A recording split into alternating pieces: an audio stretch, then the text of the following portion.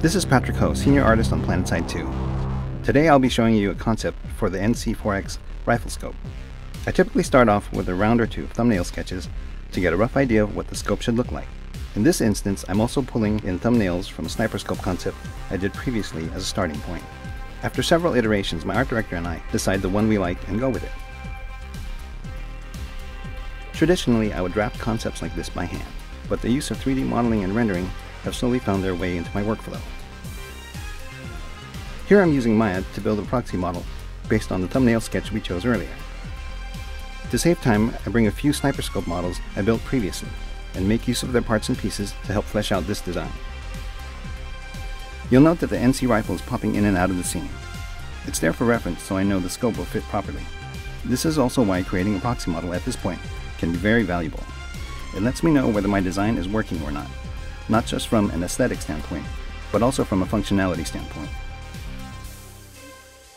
For things like weapon attachments or armor attachment, it's very important to know that all of the individual parts and pieces will work together when assembled and function as intended.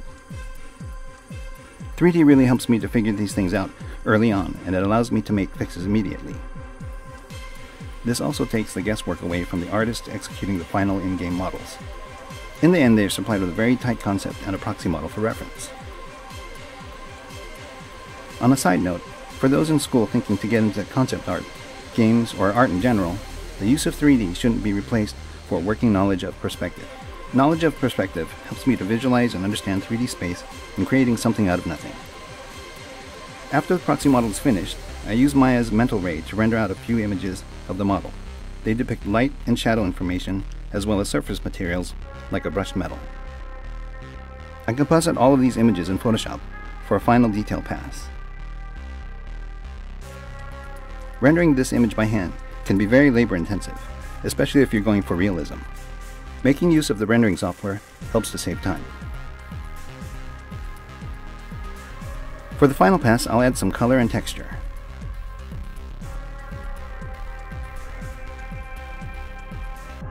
Create additional shadows and highlights.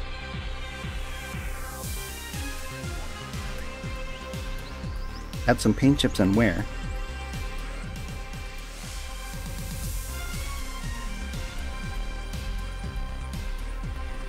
Add a few graphical elements.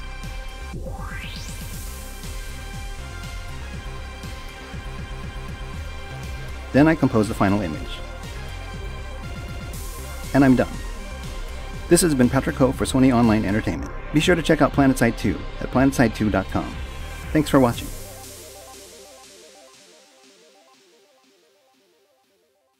Sony.